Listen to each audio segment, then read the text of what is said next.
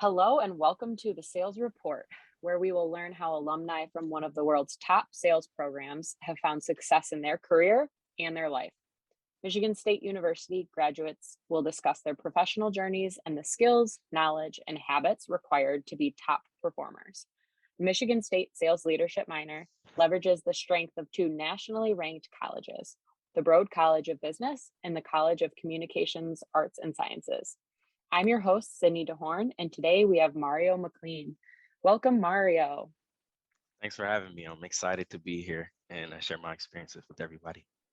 Well, we're excited to have you. And just so you know, Mario, the goal of this podcast is to really highlight the success of our MSU Sales Leadership minor alumni, which of course includes you. So we are excited to hear all about how you have gotten to where you're at today. And we know a little bit about you so far. So you graduated from Michigan State in 2015. You majored in marketing. And then, of course, the sales communication was your minor. And also, I know we touched base on this for a second before we started this, but you received your master's or your MBA from Northwood University in 2019. And currently, you are district manager at Dollar General. Can you start off by telling us a little bit about your journey and how you've gotten to that role today? Yeah, so just one small correction. So when I was at State, I Yes, majored in communication, not marketing. But I can kind of not expound marketing. on that. Yes. Okay. But Majored in marketing. Got it. yes. So when I was at State, initially started off as a marketing major. However, if you all know, accounting 201 and 202 are some pretty challenging courses, and because of not being able to make it past accounting 201 and 202, kind of messed up my business GPA, which caused me to then swap and pursue a communications degree. But I always knew that marketing and sales was something I wanted to do. And so when I found out about the sales comm specialization, that is then when I looked to go that route. And that's kind of how I decided to major in communication and minor in sales. When I was at Michigan State, my freshman year, I joined the MSU Marketing Association. Because Hmm. again, that's when I was starting off as a marketing major, and I just wanted to be involved in a student organization that would kind of help me focus and hone in on my major. That year, as a freshman, I was one of two freshmen who were actually bold enough to apply to be on the e-board and made it, me and Zach Dewar. And so I was on the e-board from my freshman year to my senior year. Even though I wasn't a marketing major, I still was able to be on the e-board in a marketing association. So I was able to really, talk to recruiters and just really make sure that I was setting myself up for a good career path. And when I joined the specialization, I made sure that I was an active member in GSLS, which was also a good way for me to, continue to hone in on my selling skills and things of that nature. And then just to kind of go from when I graduated at Michigan State, I started my career off at Frito-Lay as a district manager. So right out of the gate, I was handed the keys to run an $8 million district where I was managing 12 route sales reps at the time. An amazing experience as a 21-year-old kid, coming right out of college to be given a tremendous amount of responsibility. It was again a lot of learning along the way, right? You're managing Hmm. people who are almost twice or even three times my age, and as you can imagine, there was a lot of learning that I had. But so I worked at Frito Lay. I've had a few roles. I was on our small format side, which was where I started off, where the drivers service, gas station, dollar stores, mom and pop stores. So I did that for about 3.5 years. And then after that, I switched over to our large format side, which essentially is the same thing, but I was now overseeing 12 route sales reps. And the volume that we did as a district was about 18 million. And we serviced, the bigger stores such as Meijer, Kroger, Walmart, or what have you. And so I did that. Hmm. And then I did that for about a year. And then for about 8 months after that, I was a part of a new project where I was our retail account manager. And essentially, I no longer was directly managing a team. I was managing accounts. So I had 58 accounts, again, Meyer, Walmart, Sam's Club, Target, and I was responsible for doing all of our incremental selling. So I would go out to the stores and be looking to, sell incremental displays to make sure that we were good and full for, upcoming holidays and key selling events. When I was at Frito-Lay, about my second year in, I decided to go back to school to get my MBA at Northwood. And at that time, when I was in this new role, after I graduated in 2019, I just really wanted to utilize my degree to the best of my ability and jump back on the job market. And at that time, I Mm-hmm. got recruited by Audi to be a district manager. And so I made the switch to be a district manager at Audi, where essentially I was overseeing 4 locations at this point in time, which made up about 50 plus staff. And I was responsible for overseeing all of the operational aspects within the stores, right? Hiring, firing, making sure that we're executing any company initiatives and strategies.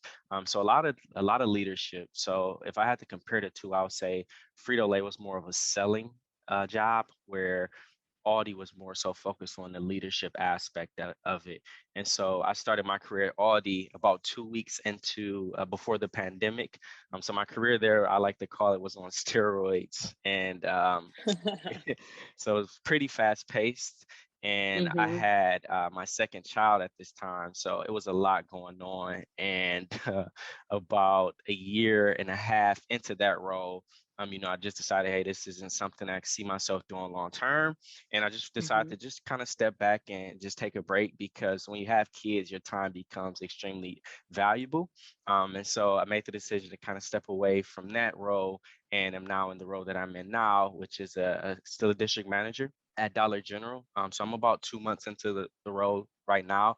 But essentially, once I'm get my district and get assigned, I'll be overseeing between 18 to 22 locations, and again, will be responsible for all of the operational aspects within the store, making sure the store managers are training their teams, developing, we're growing sales and things of that nature. So in a nutshell, from a career perspective, that is how I managed to get from my role coming out of Michigan State at 2015 to where I'm currently am right now in 2021. Well, first off, congratulations. It sounds like you've had multiple roles and you completed your MBA and you've had multiple children. And so, I mean, all incredible milestones. So, congratulations to you. Thank you. So, I'm curious. I heard a little bit about how you started at Frito Lay and it was more of a selling position.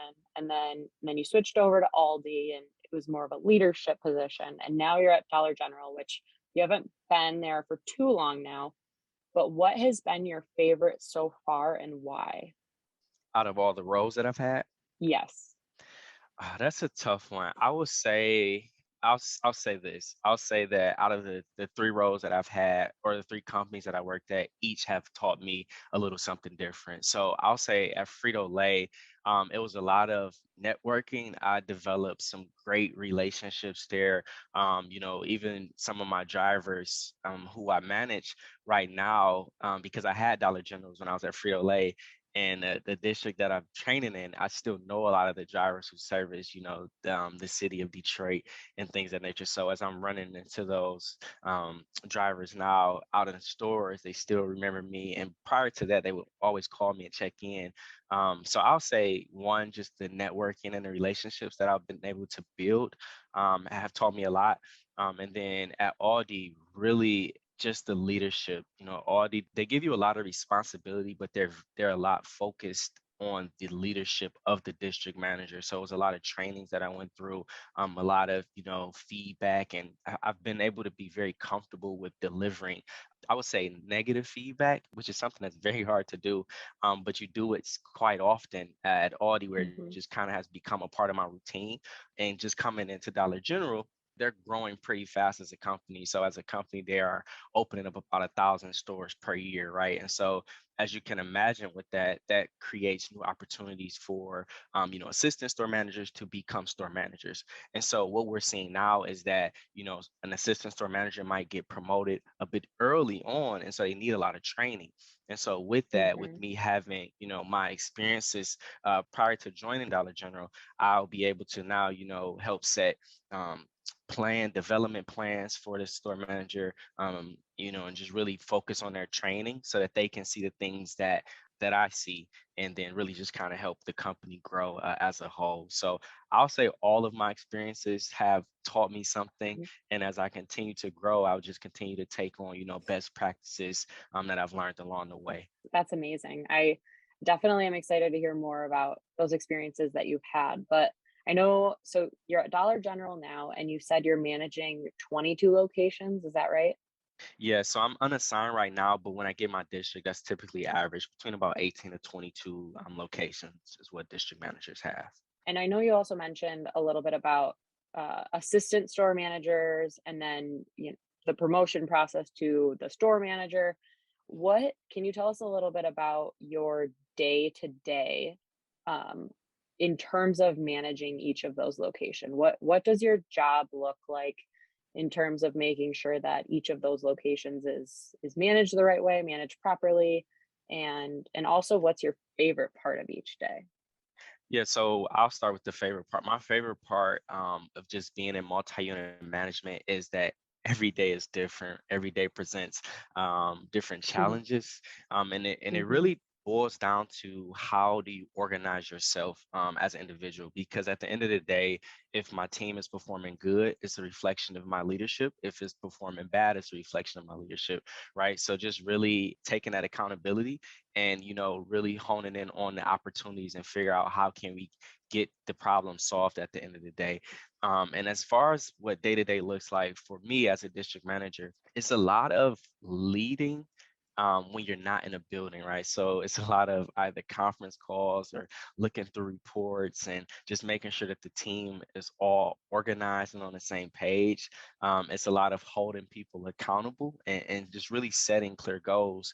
And a large portion of it too is just constant follow-ups, right? Because there's no way I can be in 22 locations at one time, right? So I have to Mhm. organize myself in a way that, when I'm in one of my stores, that the other 21 stores are all on the same page. And so again, it comes down to organizing myself. So on a Monday, it's typically a day where I will work from home and just kind of sift through reports, checking the business, see how do we end out the prior week.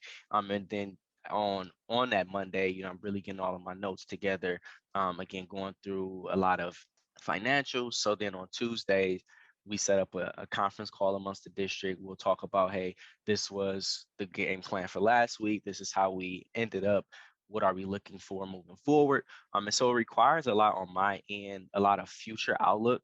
And by doing that, I'm just really a support system for my store managers. So a lot right now that anybody who's in retail will tell you is staffing, right? Like it's staffing is a challenge right now, being in the Yes. environment that we're in. So, I'll look at, what is the staffing plan for a particular store. So, for example, one store, depending on the sales volume, should have one store manager, two assistant store managers, two lead associates, and one or two part-time associates, right? So the first thing that I need to do is one, understand what the hiring and staffing needs are for a particular location and hold my store manager accountable to it, right? So if a store manager comes to me and say, hey, we're short staffed, my follow-up is, okay, what are we doing to get the store staffed?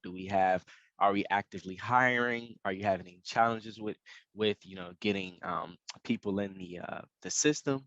Just so that's the first point, just to see what is my store manager doing. Do they take the time out of their day to get to the root problem? A lot of my job is figuring out the root cause because as I've grown throughout the years, I've been able to understand that band-aid solutions are only short-term wins and short-term fixes. So I try to focus on Mhm. a long-term aspect and my management skills, and really figuring out, why does this problem exist today and what can we do so that it doesn't happen again in the future. And I think when you put that hat on as a manager, it goes a long way and it makes your job a lot easier. So again, on a Mhm. day to day, it's really a lot of looking through reports, talking to my team, making sure we're executing, doing store walks, talking through what my expectations are for a particular store, and most importantly, making sure that the store manager is looking at things from the customer's perspective. That's what Mhm. I try to focus on, because when they're so involved in the day to day, they tend to forget about what the customer see. And so that's where I come in and just really try to Absolutely. help make the customer the focus. So Sure, sure. You're constantly mentioning how you're talking to new store managers and making sure that the customer stays top of mind, and you're about to manage 22 different locations. What's the most important thing that you do each day to make sure that you're in contact with each of those locations? Or what's the most important thing that you're doing to make sure that your locations are on track? yeah, so the very first thing, we have this thing called a customer first. And much like any other retailer, when a customer purchase product, at the bottom of their receipt, there's going to be a survey, right? And that survey is very critical to how a business operates. So a lot of a sec on the survey is, cleanliness, product availability. Did the customer come in? Were they able to get all the product that they needed? Was the store clean? Was the signage? So a lot of those Mhm. key factors that really helps make a positive customer experience. And so we use that, like that's like our Bible, right? That's how we Mhm. have different conversations amongst the store, because at the end of the day, it's what the customer sees. It's not and then I can kind of, walk through and say, what are we doing from a process perspective so that each customer can have a positive experience. So we use the customer first surveys to really help guide our conversation. So if I have a store that, has a 30% out of 100 overall satisfaction, I'll dig deeper, right, and figure out, hey, what specific time period is this happening? Is it late at night on a Saturday, or where we're very busy, right? We don't have time to clean the store, type of thing. So I really dive deep into the surveys, because again, that's what the customer sees. And then I really Mhm. try to focus on individual stores to get to the root cause. I don't adopt a cookie cutter approach, because every store is different, right? Every store has different store managers. Every store might have a different personality style. And so that's what I do to really help make change from a customer perspective. How have you gained confidence in your career to make sure that you're doing all these right things and managing people the way that they react the best to you? Yeah, so what I've learned, and I learned a lot of this in my MBA, is just really knowing how to adjust your style. You can't have Yes. one style of leadership, right? So there may be sometimes you might need to adopt a democratic leadership, right? There may be times where you need to ask for your teammates' thoughts. Hey, what do you all think? And so I do a good job of one, getting to know my team, getting to know what makes people tick first, and I'm also a realist, right? Like I understand reality at the end of the day. So I try to use all of the experiences that I've gained either in the classroom and even just throughout my real world experiences, and use them as seasonings based off of different scenarios. And I think by doing that, at the end of the day, as a manager, you need to show Mhm. your team empathy, right? But at the end of the day, you also have a job to perform, right? And so I think you Yes. really have to have that balance. And honestly, it's not an easy thing to do, but I think that what makes it easy is just the constant um, repetition of being in scenarios and really learning. Like I've made a ton of mistakes along the way, and I'll probably make a ton more, but I use a Mhm. lot of those Mhm. mistakes to help me do better moving forward. So that's what I'll do. If it's something I've seen before, I'll use that as an example. Say, hey, I saw this happen in the past. This is what we should do differently so that doesn't happen again. So that's what I do. I really like to leverage my mistakes and use that to help someone succeed moving forward. There's probably a lot of students in the sales minor that are going to listen to this podcast and want to hear advice or hear about those mistakes, can you share one or two of the mistakes that you've made that you have learned from, that you have totally changed your method of working because of that mistake, and how it's impacted you moving forward? Absolutely. So I think the biggest mistake that I've made early on in my career is it's this idea of called taking back responsibility, and the key learning you'll learn from that. So what I mean by taking back responsibility is that when you give someone a task and they don't do it, I used to always would just do it for them because I just Mhm. wanted the job done at the end of the day, right? I think a lot of people revert Yes. to this strategy because it's the easiest thing to do. However, Right, right. when you however when you do this, you're not teaching that person a lesson. So now they're going to say, okay, hey, my boss came in my store, he told me to fix this, I didn't fix it, he fixed it for me, so this is what's going to continue to happen, right? And that's the Mhm, wrong message to send. And so when I was at Frito-Lay, I had this particular driver where every time I come in the store, conditions would would not be the best, and I would give them tasks to do. I would follow up there what they were not done, and I would just do it mhm, for them. And in this particular store, my direct manager shops in the store, right? So anybody in sales or anybody in retail, when your manager shops in your store, you're typically going to get a lot of communication from them, right? And it just mhm, became, a very drawn out situation that had I in the beginning, set clear expectation, followed up, and held them accountable the first time, it wouldn't have happened again, right? And so right, what right, I've learned is, one, don't take back responsibility, hold people accountable, and if you do that again, it'll make your job a lot easier moving forward. And also, I think accountability is huge because you want your team to really focus on things that are important to you. And by doing that, it's just really about setting those clear goals, holding them accountable, and follow up.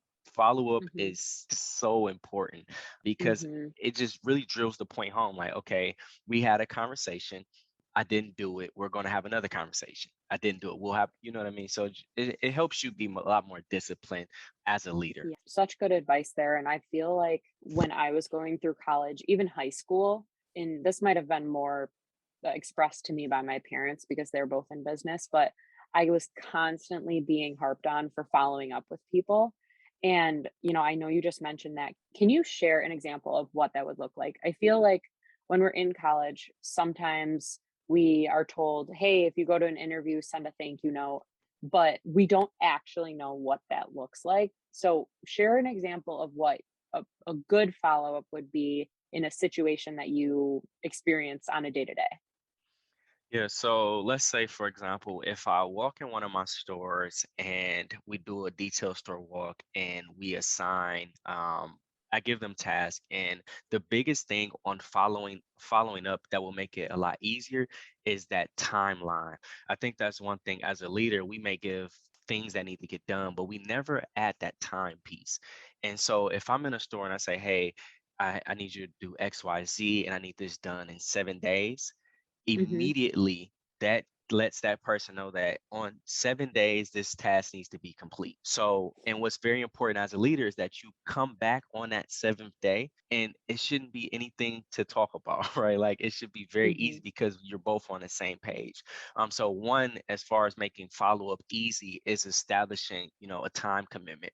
The other thing too that'll make follow-up a lot easier is getting the person who you're talking to be involved in what the decision or outcome should look like, right? So if the mhm, goal is to, if you give them a goal, ask them what will they do to accomplish that goal, right? And so by doing that, they're going to be now a lot more driven to perform this task because they're the one that came up with it, right? It's different from me telling them to do something than them saying, hey, this is what I'll do by X date.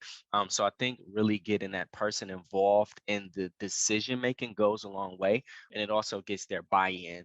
So essentially, when it comes to follow-up, is one, getting that person's buy-in, and then two, as a leader, following up on whatever that established timeline was set. And then the third point to bring it all home is if Hmm. it was set, say, hey, great job, right? And I think that's one thing that we tend to do as leaders is tend to be so focused on the negatives that we tend to kind of walk over the positives, right? So if you set a timeline, they did the task, great job. If they didn't do the task, follow back up again. And then from there, if that task isn't completed, then you move to a step of discipline, right? So I think just really kind of having that action map, if you will, and it'll really Hmm. help make follow up go a lot smooth. Absolutely. Yeah, that's really good advice. And if someone that you've given an action to has a question, they can obviously ask you, right? And that's the power of communicating and making sure that they know exactly what it is that you're asking from them. Absolutely. Well, Mario, I have one more question for you as we round this out. I had the opportunity to talk to you for about 2 minutes before this started, and I heard that you have your own podcast, and it's called Mindfulness with Mario. A little bit about business, fashion, and relationships, and I think it's just so cool that you also have your own podcast because we just started the sales report, and I want to hear a little bit more about that and just you know give us a little snippet about it, and we'll make sure that we follow you after this too. Absolutely, yes. So, I am a public speaker. One thing I didn't note on here is when I graduated at Michigan State, I was our student commencement speaker. And so after that, went on to do a lot of keynotes and speaking engagements. And so I'm big on really focusing and honing in on my craft. And so I decided to take on a podcast, one because I do public speaking. And also it was just something that I felt I would be able to network with people in particular fields. And so the three segments that Mindfulness with Mario has is relationships. And I did a segment on that just because I married my high school sweetheart. We've been together over about 12 years now. We have two kids. And I just felt like, it'll be great to have, controversial topics with other, married individuals and things of that nature. And then from a business aspect, I've been in business since I graduated, even since I was in high school. Business was something that always stood out to me. And so one, I looked at it as an opportunity to network with people within the community for them to shed light on their businesses, whether it was startups or established businesses, and just really just have some great conversations. And then fashion, I dress up almost every day. And I actually wrote a book as well. It's called Every Day as an Interview, and it's something that I really don't take lightly, and I try to live every day as if I have an interview to go to. And so in that fashion aspect, I really just talk about the image, right? And I give nuggets as far as professional dress and things of that nature. So though the podcast was created as an opportunity for me to just continue to hone in on my craft, but also just to shed light on other individuals who are looking to do the same thing. So that can be found on Spotify, Apple Podcasts, and other podcast networks. I did take a break early this year after I had my second kid. Just was a lot going on in my life, but definitely looking forward to get back into doing more recording. Awesome. Thank you, Mario. So it's called Mindfulness with Mario, and we can just type that in and search you from there, right? Correct. Okay, awesome. And then the book, just to clarify, is Every Day is an Interview, right? Yes, and that is on Amazon. Okay, awesome. I'm excited. I'm gonna order that and read it, and I'm gonna get back to you on that. Perfect. Good, good. Well, Mario, thank you so much for joining us today and sharing your advice and your input and telling us about your journey. Absolutely. I'm excited to be here. I'm honored, and best of luck with the rest of the recording. Thank you. Well, thank you all so much for listening today. Please be sure to follow Mario on LinkedIn and listen in on the remainder of the Sales Report podcasts. You can find us on Instagram, LinkedIn, Spotify, and Apple Podcasts.